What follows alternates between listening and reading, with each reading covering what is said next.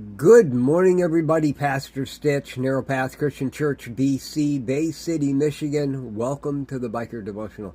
Today is July 3rd, 2026. We're looking at Proverbs chapter 3, and we're going to focus on verse 9 and 10. But understanding that verses 5 through 8 were told to us before that. Trust in the Lord with all your heart. Do not rely on your own understanding. Think about Him in all your ways, and He will guide you on the right path. Do not consider yourselves to be wise. Fear the Lord and turn away from evil. This will be healing to your body and strength to your bones. Pretty self-explanatory. We've covered it many times, but the reality is put your focus on God, right? And then he says this, and where we're going to put our focus today, verse 9 and 10. Honor Yahweh with your possessions and with your first produce of the entire harvest. Then your barns will be completely filled and your vats will overflow with new wine. You know, so many times people talk about, you got to sow so that you can reap. And they talk about, giving to this ministry or that ministry. And, well, ministries need money. There's no question about that. I mean, you can't do business in the world today without some financial means. That's absolutely true.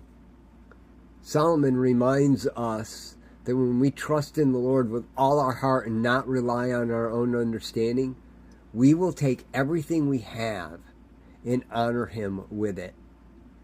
He doesn't say give God your first tenth. Solomon says all of your harvest, the entire harvest, needs to honor God. Here in the United States, we tend to take for granted all, and we only focus on the leftover. I am just as guilty of this. But as we remember going into this holiday weekend, as we remember the freedom we have, we should really remember the great prosperity that God has given us. The reality is, a very, very poor person here in the United States is very wealthy in comparison to most other places in the world. Don't consider yourself wise. Fear the Lord, turn away from evil.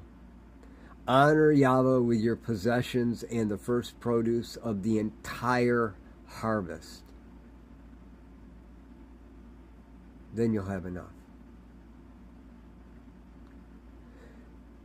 Too often we want to require us to put a little bit in to get a great big amount out.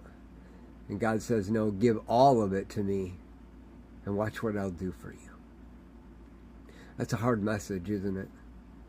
But I know it's true because when I give my all, even in a small area of my life, I see what God does with it.